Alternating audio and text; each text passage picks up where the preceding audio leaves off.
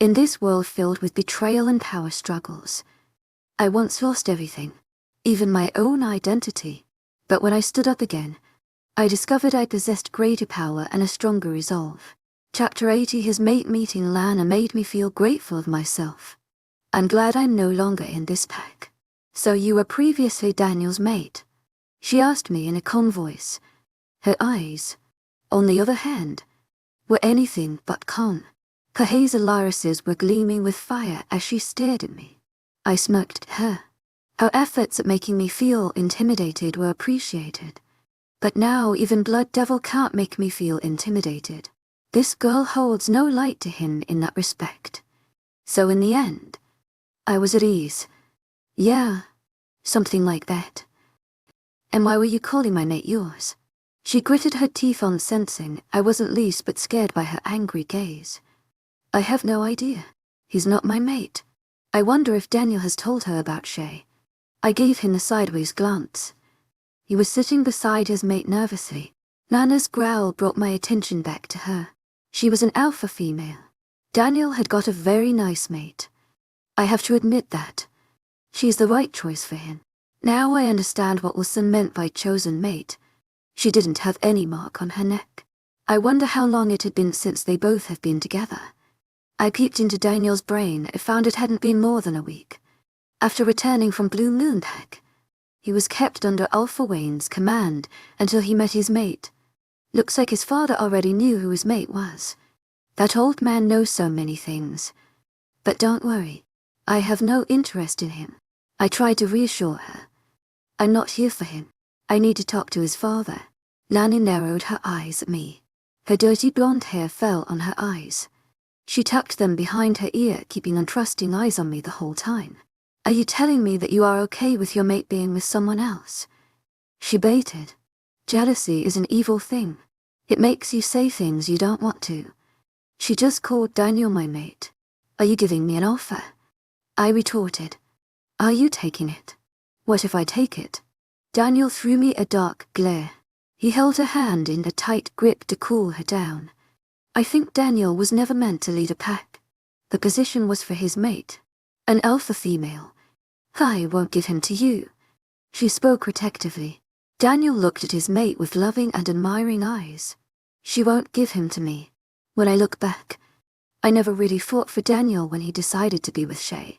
Maybe because he was not really my mate. Relax. I'm not going to take him. Now I realized what was different in the air of this pack. It was the presence of Daniel's mate. The atmosphere of the pack was positive.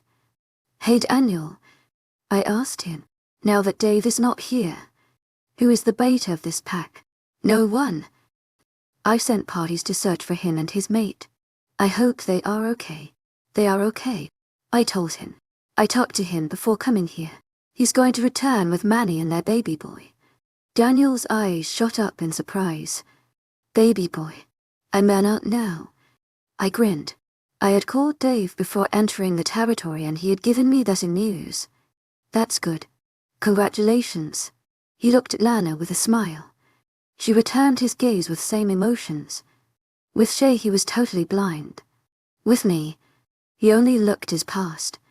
But with Lana he looks at his future. I think you both are planning something sane. I injected, breaking their eyes contact. What? Lana stuttered. Her cheeks turned red. Unhappy for you. I spoke truthfully. When had I entered the territory of this pack? My mind was filled with all negative feelings as a result of spending a month in that dungeon. Once outside, I feel much better. Thanks. Daniel smiled at me. Lana looked surprised. Why are you looking at me like that? I asked, raising an eyebrow. I thought you were some kind of bitch or something, Lana. Daniel scolded. But you are nice. She admitted, ignoring her mate. Thanks. To my agent extraordinaire, Mylan Nilben. Heartfelt thanks for your unfailing patience, enthusiasm. But I'm here for your father, Daniel. Where is he? Daniel's face dropped at that. He seemed sad. He was about to open his mouth, but then his eyes glazed over. I immediately peeped into his mind as his expressions changed. I'm coming right away, he says back to someone through the link. I missed the first half of conversion. What happened? Lana asked softly. She must have sensed his tension too. Dad collapsed. He's taken to hospital. What did the doctor say? Lana asked Daniel as the doctor left. Dad is okay. He had a cardiac arrest. Daniel explained how while I made my way into the room where his father was resting, Alpha Wayne falling ill in such a situation will create problems for me in kidnapping him. As I entered the room, Luna was sitting beside her mate. Her one face was lost of any hope. She looked devastated as she held his hand. As soon as I entered, she gave me a weak smile. I returned it with hesitation. You are here to talk to him, aren't you? She asked in a soft voice. I opened my mouth but no words came out. Alpha Wayne opened his eyes and directed his weak gaze towards me. Sierra? His eyes were losing their light. It was obvious. The man was going to die. Chapter 81. No regrets. What are you sorry for? To my agent extraordinaire, Madeleine Nilben. Heartfelt thanks for your unfailing patience, enthusiasm. I asked, standing near the foot of the bed. Alpha Wayne broke his gaze from me and stared at the ceiling. I was curious to what he had to say. He was dying. His heartbeat was fading away slowly, but I wanted him to tell me everything before he took his last breath. The grief for power is dangerous. That's what my grandmother used to say, and that's what my father refused to listen. His vague words only spiked my interest. Luna was still holding his hand and squeezing it lightly. Her presence was enough indication that she knew everything Alpha was going to tell me. My father always talked about the immense power the royal bloods contain. They are blessed with a power no one can conquer. They were the protectors of the earth to maintain the balance between natural and supernatural. My father was obsessed with the idea of so much power that he didn't care about anything. He neglected my mother and me to search that power. But he was not successful. Out of billions of people in this world, it was impossible to find out who was the one with royal blood. One day he came across the royal blood. She was a girl named Gabriella. My lips parted at the mention of my biological mother's name. He was planning to make her his mate against her wishes, but my mother interfered. My mother was killed by that man in front of my eyes. His mate squeezed his hand as his eyes clouded with tears. All I ever wanted was a family, but my father's greed for power destroyed that all. Everything crumbled in front of my eyes as Gabriella killed my father. He was always strong, and to see him being killed by a girl of my age was shocking. The family I had wished for was destroyed. I remember that day clearly. My father was dead and my mother was dead. Only Gabriella and I were in that room, sitting at the corner. I allowed Gabriella stay with us after that. I made her my friend after that. You see, my father never shared his plans of royal blood with anyone in his pack. Not even the Beta. So when Beta took over the pack after my father was killed, he didn't dispose of Gabriella. The incident was dismissed as a name of rogue attack, as no one could believe a 10-year-old girl like Gabriella could do something like that. She was made a part of the pack. After that, I committed the biggest mistake of my life. I discovered my father's secret research and decided to carry on his plan, as a tribute to both my parents' deaths. It was around the same time I came across Blood Devil. He took away my research, but I had already completed my plan by then. He then shifted his eyes to me. I asked a witch to cast a spell on you and Daniel to make you to believe that you two were mates. You both were very young then. I did that to make my son powerful, but he refused to accept you as his mate. He was never happy after that, and I realized that I had committed a big mistake. I always wished for a happy family and destroyed my own family once again. I was no different than my father. I am such a bastard. I listened to him silently as he spoke. It all made sense to me then. That must be the reason why I never felt any connection with Daniel. He must be as confused as me in this whole ordeal. I'm really sorry, Sarah. What I did to your mother was unforgivable. What I did to your father was unforgivable. I had planned everything so that they would stick together. I had created the situation so that they would end up conceiving you. It was all my fault. I sighed, letting the information sink in. I feel like a test subject. So much has happened in past few months that everything sounds believable now. I'm not going to think about it. I told him, I'm just tired of all these stories. Maintain the balance. I don't understand all that crap. I don't even know what power you talk about. Blood Devil told me some different stuff. If he was going to say something in the last few moments of his life, better tell me about something helpful. Blood Devil is destructive. His mind focused on the negative use of the power. I couldn't agree more. And that power, it is in you. That power is inside you. You just need to believe in your mate. He smiled at me. Wrinkles appeared on his skin. I stayed quiet. I wanted to curse that mate of mine, but I decided not to. The last thing a dying old man needs to see is a frustrated girl swearing. Will you ever forgive me? To my agent extraordinaire, Madeleine Nilben. Heartfelt thanks for your unfailing patience, enthusiasm. His voice was weak. I blinked a couple of times. I forgive you, Alpha. Now I can die in peace. He seemed content.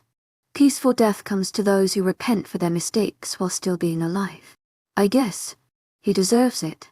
You should see your son and his true mate before that. Teach him the life lessons you ignored. That must be helpful for him. He chuckled and I walked out of the room. I didn't talk to Luna. There was no need to. Daniel, your father wants to see you. I told him once I exited the room. He was leaning against the wall where his mate comforted him. You too, Lana. If you feel guilty about me or anything, Daniel, I forgive you. He frowned at me. I don't feel guilty or anything. I remember clearly that you tried to cause me as much pain as I caused you.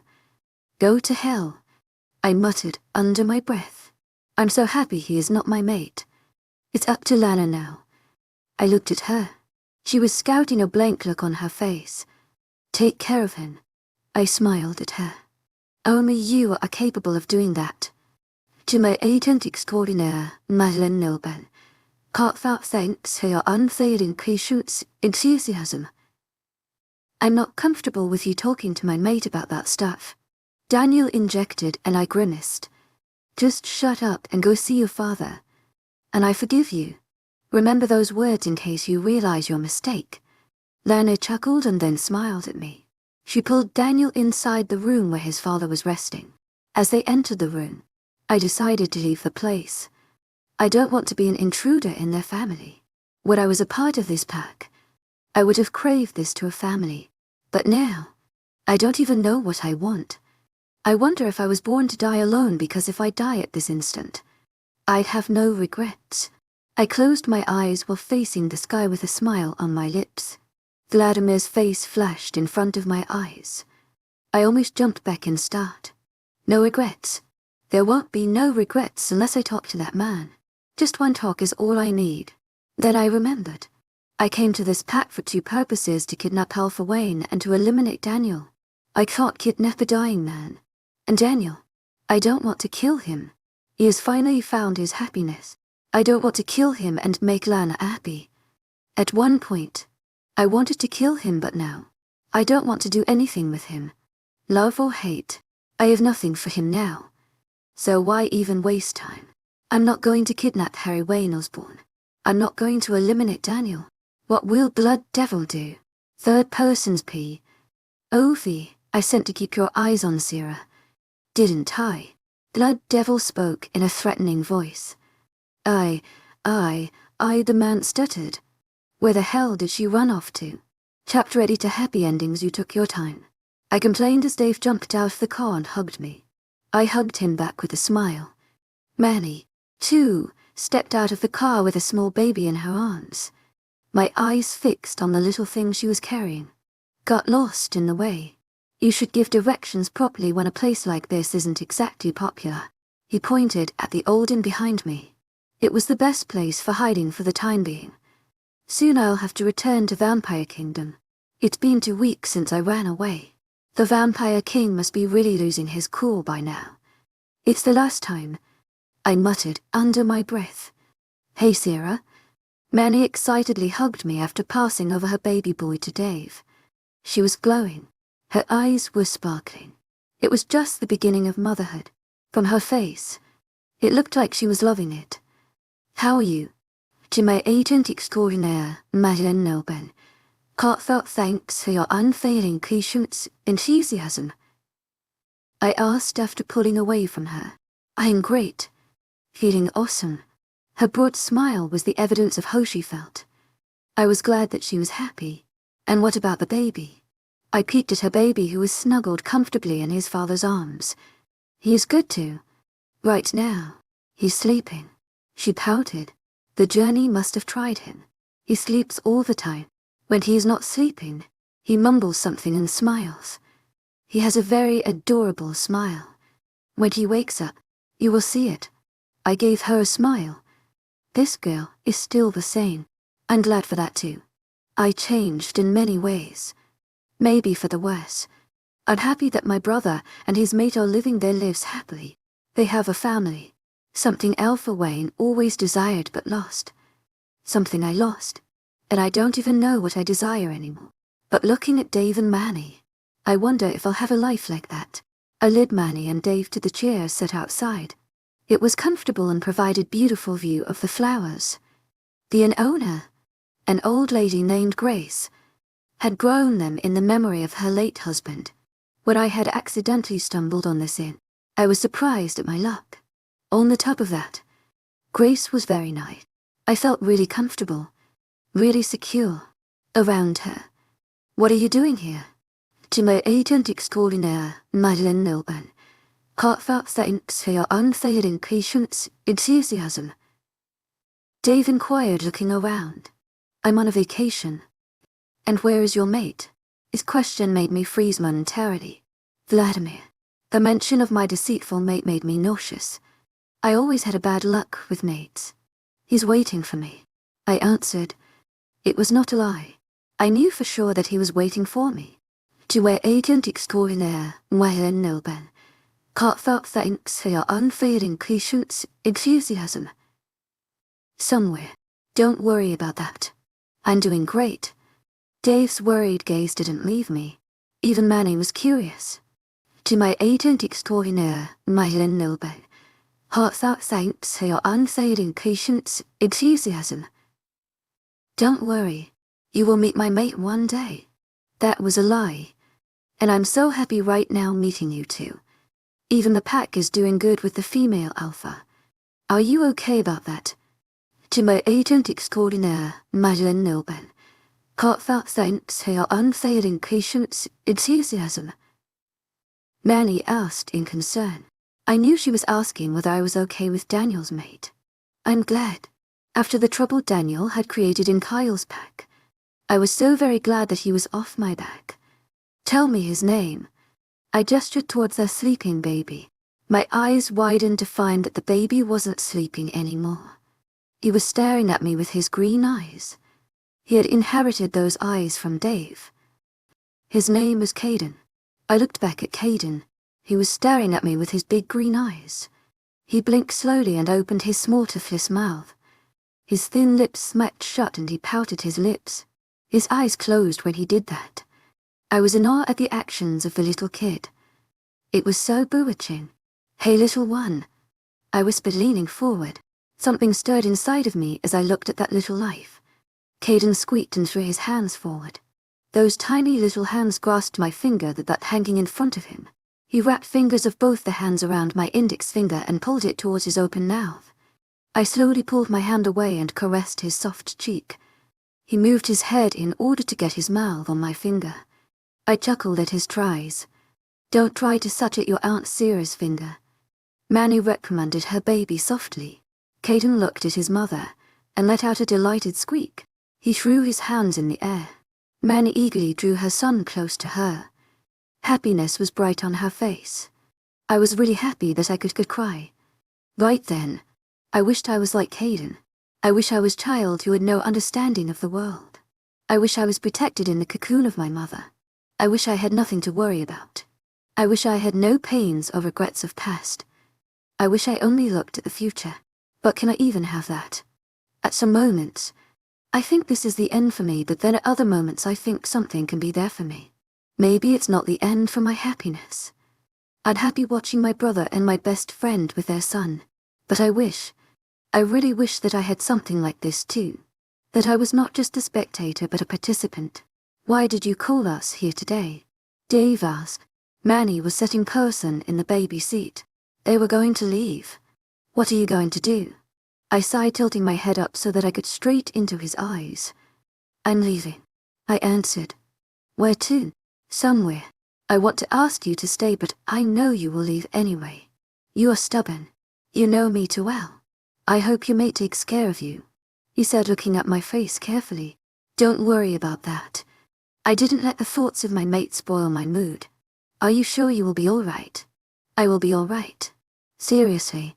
You don't have to worry about me. After all, I am a royal blood. Royal blood? Dave sounded bewildered. It's a secret, I whispered. You just enjoy your life, brother. Because I'm enjoying mine. Will you come to visit us?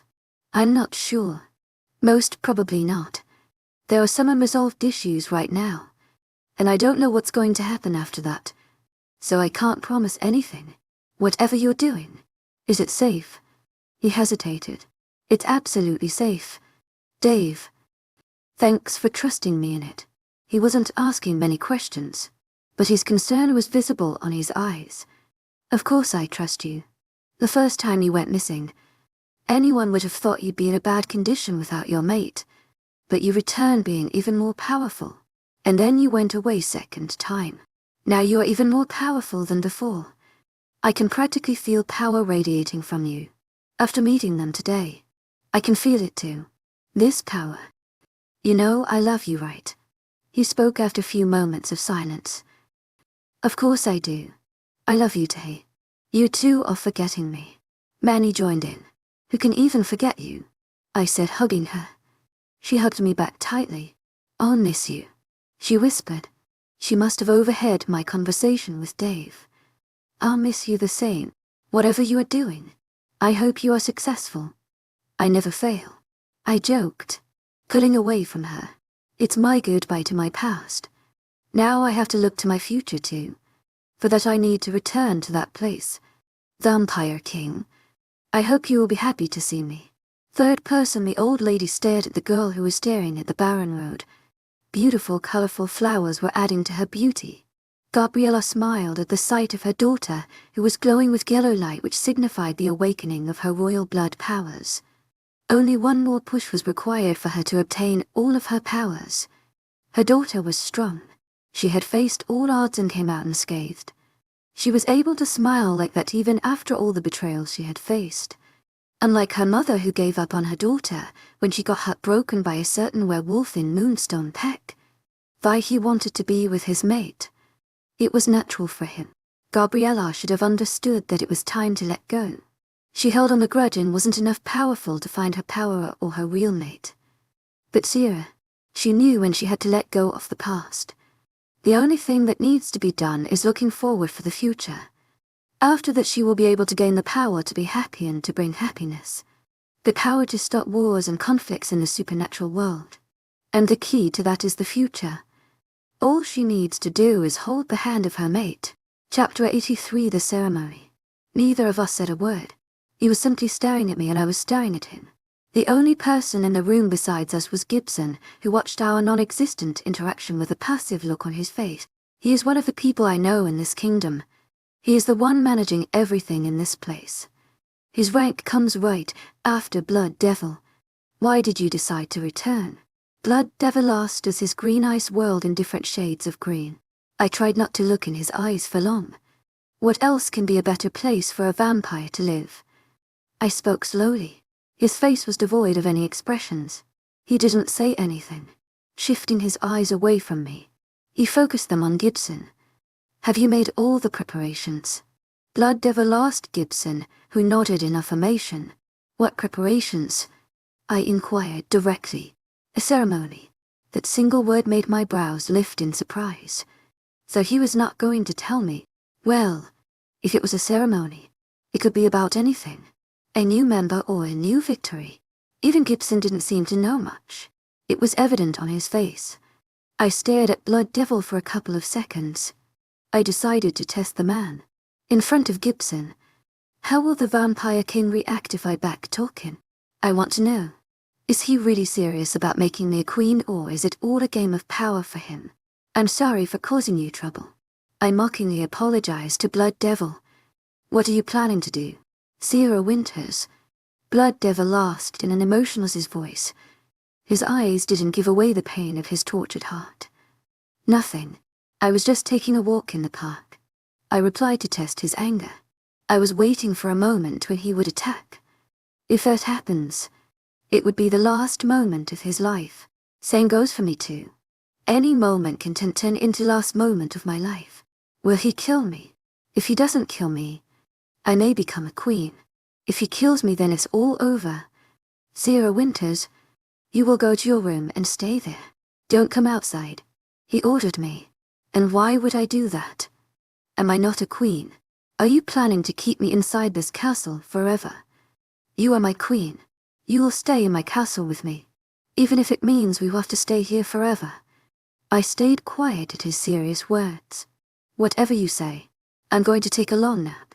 Don't disturb me. Better take a nap yourself. I didn't stay to see his expressions and walked out. What is this ceremony he is talking about? Third-person Gibson watched Sierra leaving. Her movements were sluggish as she disappeared into the darkness. Ever since he had laid eyes on her, she had always been a tense one. Unstable. This is the first time he had seen her so relaxed yet so powerful. To my agent extraordinaire, Madeleine Nilgan, heartfelt thanks for your unfailing patience, enthusiasm. Make sure there are no hindrances. I want the ceremony to go smoothly. Blood Devil's words drew his attention. Yes, sir. He was still a bit confused. The ceremony. Gibson predicted the ceremony was about crowning Sierra Winters as the queen. All the ceremonies in the Vampire Kingdom are the same, so there had never been any problem for him to plan them out. He didn't know what he should think of Sierra becoming a queen. She had grown much powerful since the day she had arrived. She would make a powerful queen. But her attitude with Blood Devil was quite troubling. If things get out of hand and if Blood Devil ends up killing Sierra one day, then it will create a huge stir in the kingdom. Sir, this ceremony will be held in a week. Do you think Miss Winters will stay here? She might run off again. Gibson expressed his concerns. If it comes to hindrances, Sierra's disappearance will be the biggest one. I'm sure Sierra will not leave. Not now. Blood Devil told him. That will be great. The crowning will happen without any problems, Gibson assured. Blood Devil chuckled. This is not a crowning ceremony, but I'm planning that would happen too. Gibson was confused. It's an execution ceremony, Blood Devil told him with a smirk. Gibson kept his face expressionless, but he was surprised. An execution ceremony. Who was going to be executed? Just then, a new vampire entered the room. Your Majesty, you summoned me. The girl spoke. Gibson wondered what Celia was doing there. Why would Blood Devil summon her? An execution and crowning too. What was going to happen? Gibson could only think of two things, and it was not a ceremony for Sierra's crowning as the queen. It was an execution ceremony. But who was going to be crowned and who was going to be executed? Chapter 80 for Climax Series P. Ovi, do you know where Celia is? I heard one of the maids whispering to each other. I don't know. I haven't seen that girl since last week. The ceremony is today and she is not even here. Blood Devil will get angry. But for her to disappear like that is unusual. She's always trying to be around Blood Devil. It's not normal for vampires to leave the kingdom. Though they have freedom to do what they want, they still prefer to stay here.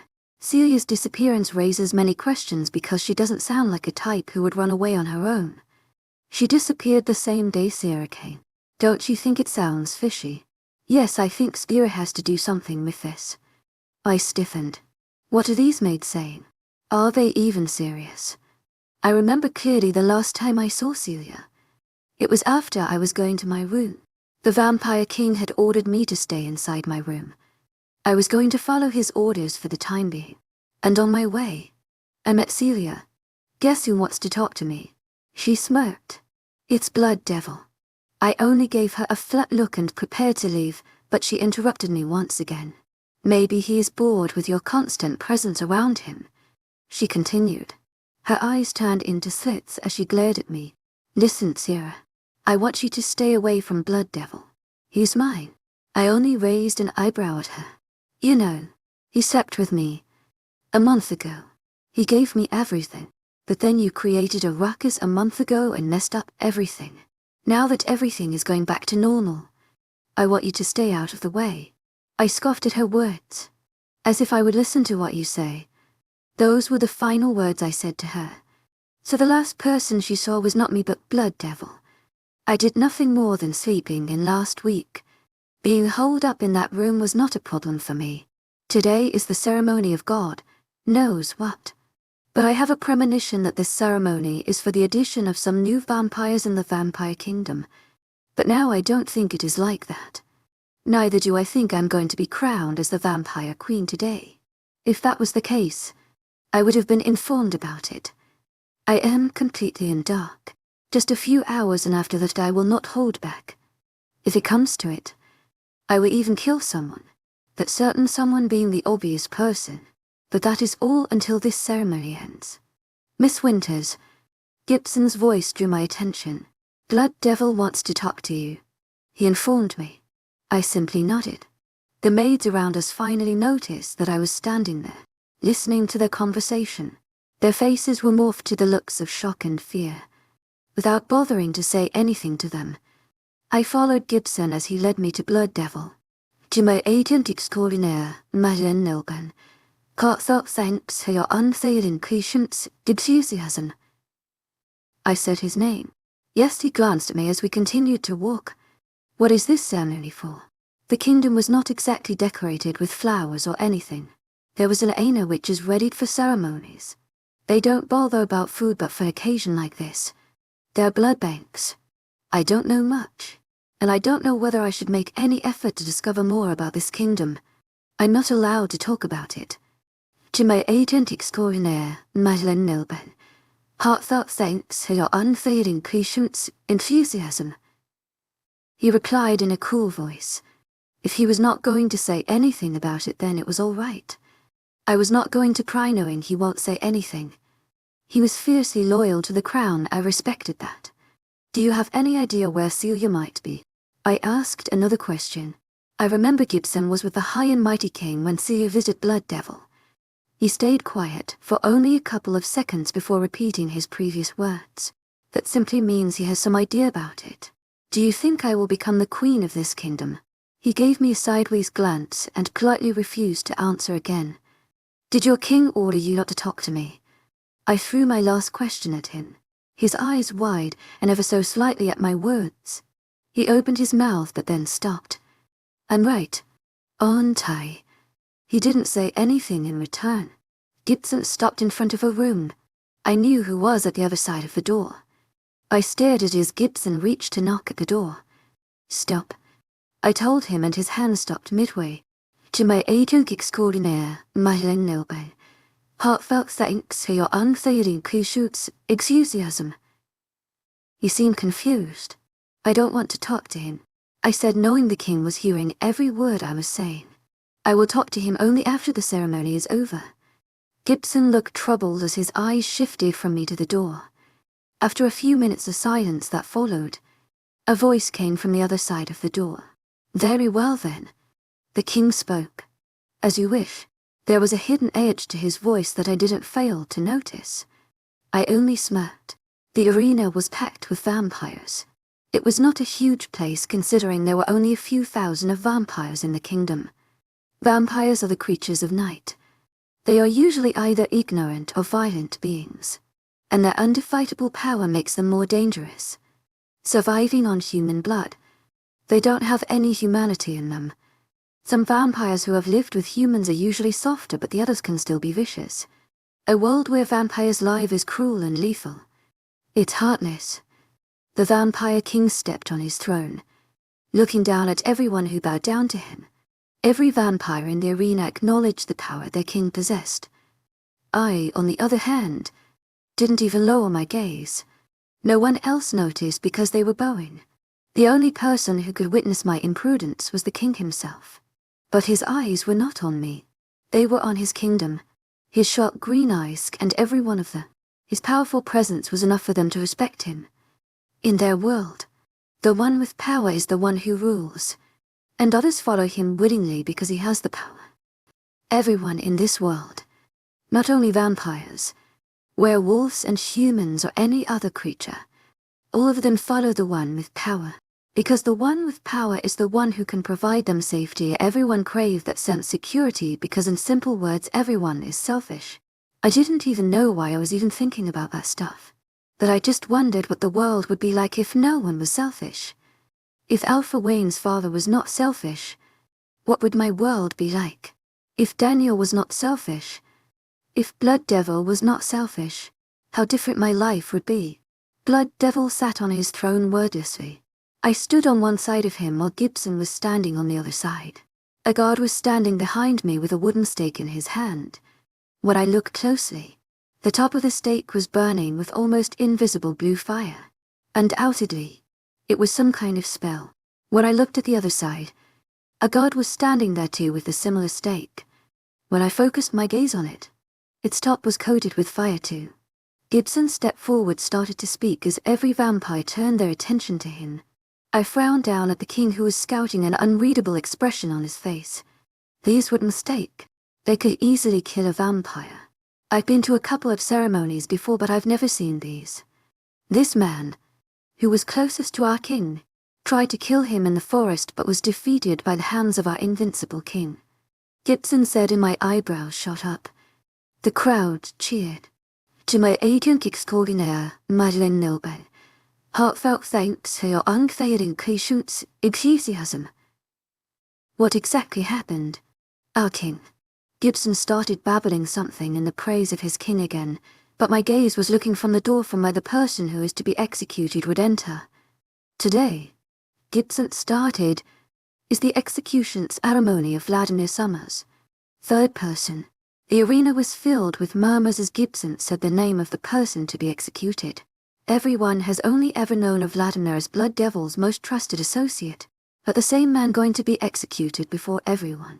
It sent the message that their king wanted them to receive. No one can stand against the vampire king. The man is incredibly powerful. They had seen Vladimir fighting in the past. He was extremely powerful. His power equaled to Blood Devil's, that's what they had thought. But it looked like there was no one who could defeat the king. He was the most powerful being to exist. The vampires were filled with a new sense of respect for their king. The king smirked. His finger danced of the throne as Vladimir's phone was being dragged by guards. The king was extremely aware of Sira, who was standing near him. He could sense her body tense as the man was brought. He wanted to see what she would do. The vampires growled words of disdain at the battered man. He was wearing an old dirty gown for prisoners. His hair had elongated and were reaching his shoulders. He had a fire in his dark green eyes as he looked at the man sitting on the throne. He couldn't speak a word because a spell was casted on him. The same spell that is casted on every other person who is to be executed so that they can't create any uproar in the crowd with their words. But he didn't need any words. All he needed was a dagger and Celia. He already had a dagger and now he had to trust Celia. He couldn't actually trust her, but he had no other choice. His eyes moved to Sira, who was looking at him with a frown. He didn't have the time to think about her. He was going to be burnt to death. That's how the vampires were executed. Beheading someone would also work, or a wooden stake to the heart would do the job too. But burning someone to death was most common. A tradition started by Blood Devil a long time ago. As he was brought near to the platform created for his execution, a female scream was heard as a girl jumped into the arena. Where did she appear from? No one had any idea. She just appeared to emerge out of thin as everyone's attention was focused on Vladimir's from being brought to his death.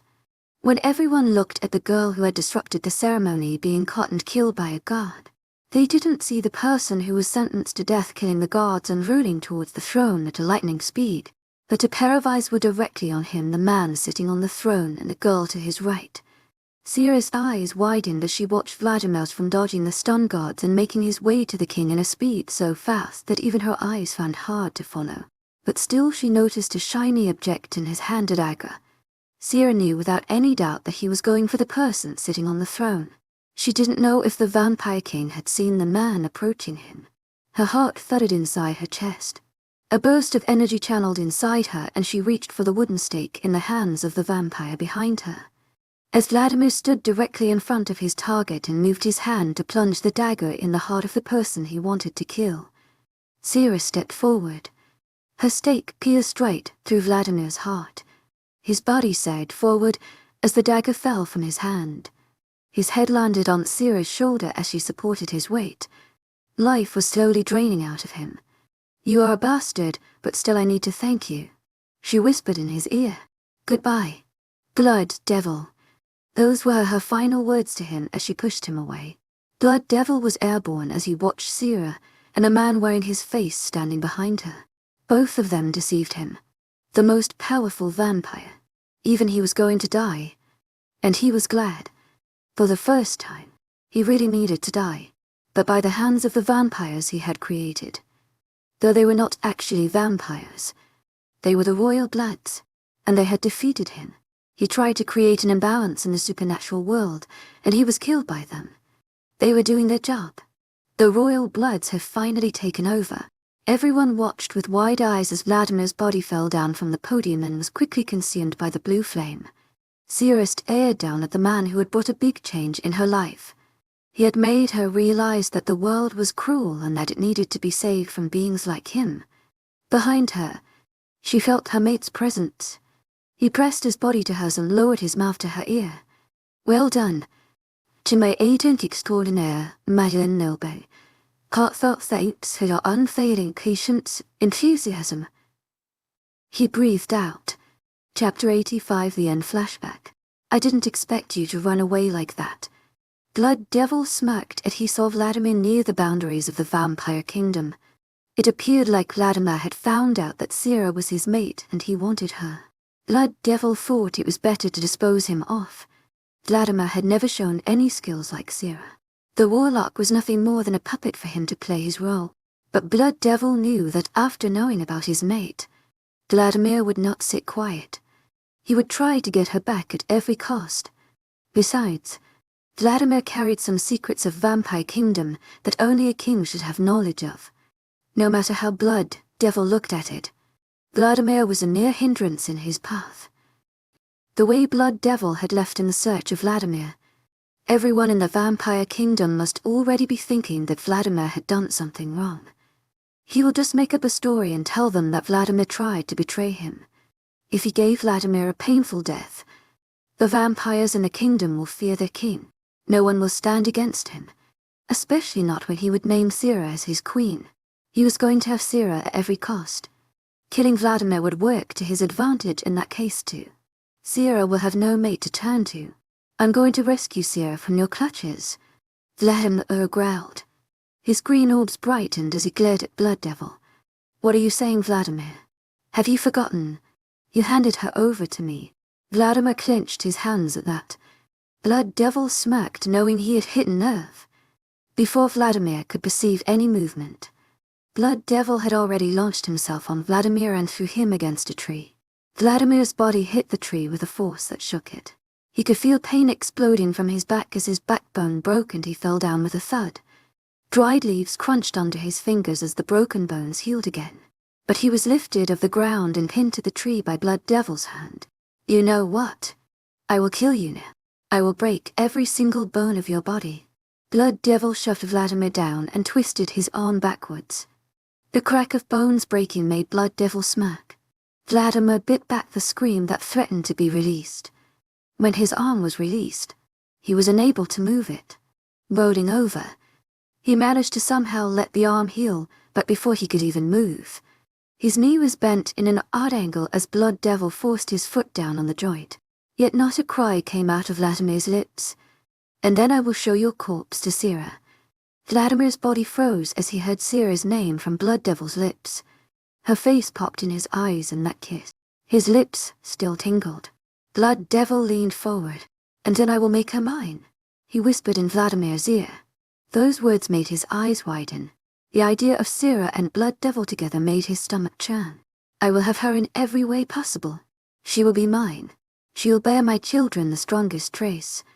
Vladimir squirmed under Blood Devil, his eyes swirling with different colors.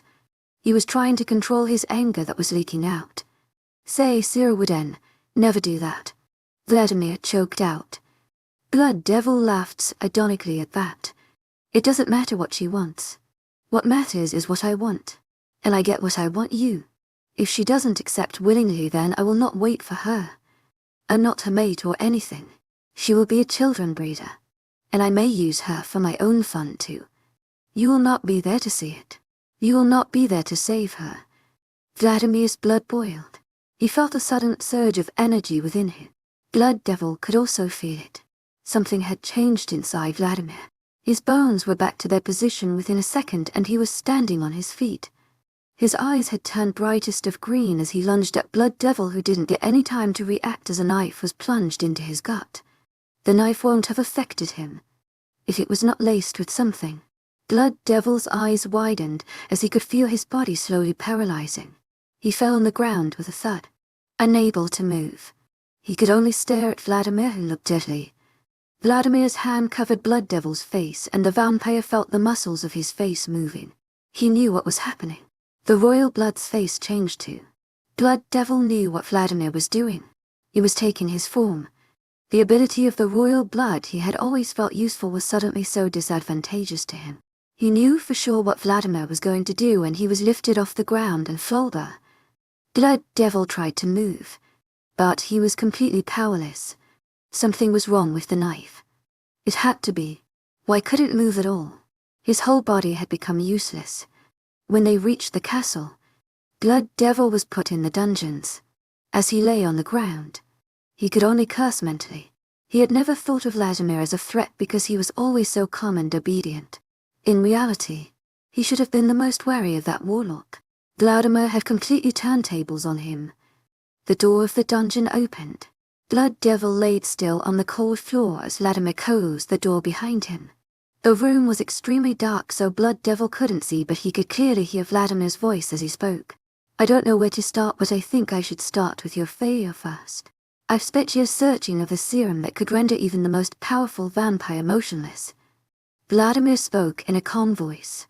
I have hated you for a long time. At first I was grateful to you, but then I realized that you were just a monster. You only ever used me for your selfish purposes and created havoc in the supernatural world. Maybe, as a royal blood, it was in my blood to get angered by your ways of disrupting the balance in supernatural world. But let me tell you, I was planning to take over your throne since past decade. And yes, I knew I was a royal blood. It didn't take me long to realize. Just like Cira. And I lied to you too. I pretended that I was by your side. I pretended that I was under your debt. But the truth is, I don't tell you anything. Not to a devil like you. I had thought that I would carry out this plan a couple of years later. But now that I have a mate and she is in danger, I can no longer wait. You will just watch as I will sit over your throne against your wishes. I will become the ruler of the vampire kingdom. I will give them a better king than you. If you ever take Cira's name from your filthy mouth again, then I will cut your tongue and sew your lips. And as for Cira, she will kill you one day. Believe me, I will make her kill you. She will be my queen, will be burnt into ashes. Blood Devil didn't know how much time he spent in the dungeon. He didn't know anything about day or night. His body was completely useless, and with that faith, he could never get out of dungeon freely. He was not fed. The only person who ever visited him was Vladimir. His condition wasn't improving at all. That way, he might just rot in the dungeon. He had thought that everything was over for him until one day, his hands started moving. The rest of his body was still immobile. Maybe the effects of that serum were wearing down. Something more unexpected happened that day. A vampire, who was not Vladimir, entered the dungeon. Blood Devil, Celia said in a small timid voice. To my agent extraordinaire, Madeleine Nilban, heartfelt thanks for your unfailing patience, enthusiasm. Blood Devil's scratching voice came. He was surprised that he could talk. After being mute for a long time, he hadn't expected he could speak. The serum's effects were really wearing down. Blood Devil, she said in a stronger voice as she moved around inside the dark room. Her foot hit Blood Devil's leg and she fell over him. He let out a curse at her clumsiness. "What are you doing here?" He tried to keep his voice calm. It was only Celia. He wondered how did she get there, and if she was of any use to him. "Blood devil, is that really you?" She sobbed on his chest. He scrunched up his face but refrained from doing anything rude. "Yes, it's me." Even though Blood Devil and Vladimir could change each other's form, they could speak in whatever voice they wanted to. Blood Devil used his original voice as Celia had a business with him. He was glad the room was dark. If she saw his face, she won't submit to him easily. No, scratch that. It would still be easy. She would submit to anyone if it benefited her. "How did you get here?" Vladimir has taken your form. And he plans to kill me. I overheard his conversation with guards. He was telling them to kill me. She cried as she clutched his shirt tightly. "I know he has taken your place. I felt it in past too. He can do that too. And he's so cold to me. He doesn't even touch me even if I'm naked. He only looks at Sierra. Now he wants to kill me. He will make Sierra his queen. He will execute you too. He is planning to execute you in a week." Blood Devil stiffened at her words. So Vladimir was going to execute him in front of his own kingdom. Blood Devil's blood boiled at those words. He won't allow it. Blood Devil knew what Celia wanted. Vladimir must have forgotten that Celia knew him intimately. Of course she would suspect something. It was natural for her to search him to save herself. Blood Devil put his arms around Celia. "Don't worry. I won't let him kill you. We will make out of this place and I will make you my queen." Blood Devil fed her lies. "You just need to do as I say." He was going to make a perfect plan and kill Vladimir. But Vladimir was already one step ahead of him. Flashback ends him. Sierra hummed. "So you were not as dumb as I thought you were," she murmured, sitting on the throne of the king. Vladimir was leaning against the side of the chair. He was still in Blood Devil's form. Sierra was wearing both his long black cape and crown. She looked like a true queen. As she listened to Vladimir's story, she was almost impressed. "Why did you include Sierra in this mess? You could have simply executed him." She didn't say the name, but he knew she was talking about Blood Devil. She knew Blood Devil personally, if you get what I mean. One day, she might have suspected that something was different. Also, she might have been envious of you and posed a danger. She was a loose end. It was better to get rid of her. Then why not kill her personally? Why did you make her part of Blood Devil's plan? "Because I wanted you to kill him, no matter what he said or did. I knew he wanted you not only for his plans, but he wanted you for you. As your mate, I could not allow that." Sierra was surprised by his words. But she didn't believe for a moment the Blood Devil had any interest in her except for my royal blood abilities. Right. But Vladimir was acting all possessive now. It irked her. "Not allowed that. Weren't you the one who handed me over to him?" She said those cutting words calmly. The main reason why she started hating this man. Because he betrayed her. Vladimir aside. "At that time I was planning to use you for my own purpose." He spoke honestly, making her scoff. "I didn't believe you were my mate. But when you kissed me I couldn't deny it. All my plans burnt down to ashes after that. I wanted to wait for a month or two before killing Blood Devil, and still I didn't know if I would be successful. But after I realized that you were my mate, I had to speed up my plan and make sure it was successful." "Are you saying that you did it for me?" He became silent and turned to look down at her. They stared at each other's eyes. "I went out of the castle knowing Blood Devil would surely kill me if I failed because I wanted to keep you safe. I was failing, but when he said that he would do that to you..." His green orbs swirled with different shades and anger. "I wanted to break every single bone on his body." "I understand." She interrupted before he got even angrier, remembering that. Silence fell upon them. She thought about everything he had said. He was not that grateful to Blood Devil. He didn't betray his mate. He wanted to protect her. But still she couldn't come to trust him. "It's better if I leave this place," she thought. "When did you realize that it was me?" Vladimir asked her, breaking the silence. "When did you realize that I had realized?" She fired a question instead. Vladimir smirked. He turned around and placed his arm on backrest of throne while he lowered his face in front of hers. She refused to look at him. A question for a question, but I want the answer first. With his other hand, Vladimir tucked few strands of hair behind her hair. His hand caressed her cheek. His eyes observed her emotionless face as she looked away from him. Enthusiasm, in the dungeon. I knew it was you. After talking with you, I realized it was you and not Blood Devil. That didn't take you long. So saw me, and minutes after you realized that it was me. Yes, her answer came in a monotone. And how did you notice it was me? His face grew even closer as he moved her face so they were looking at each other. Was it the way my presence affected you? He whispered. His hand left her face and gently trained downwards. Or was it the way your heartbeat increased around me? His index finger was above her chest. Her heart was thudding under his fingertip. She pushed him away and stood up. You're being too touchy all of a sudden, she grumbled. Her heart was still beating irregularly. I've always wanted to touch you but refrained myself. He spoke and then hugged her from behind.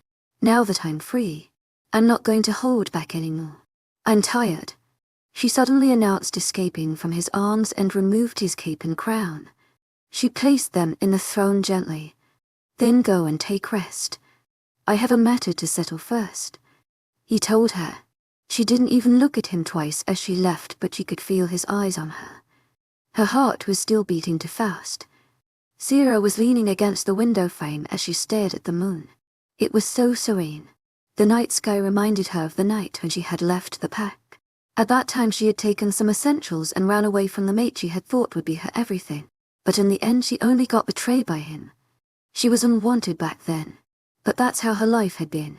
What if I run away again? She thought, looking down. It won't hurt if she jumped down. She could easily escape the place in the dark of night. Don't even think about it. A voice spoke behind her. She was surprised to see Vladimir in Blood Devil's form standing in her room.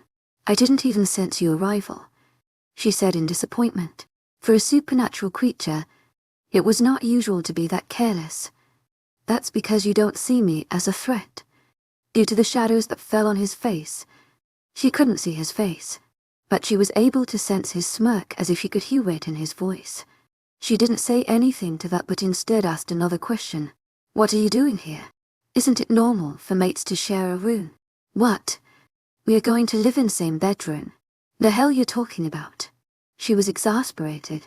He crossed the room in the blink of an eye and stood in front of her.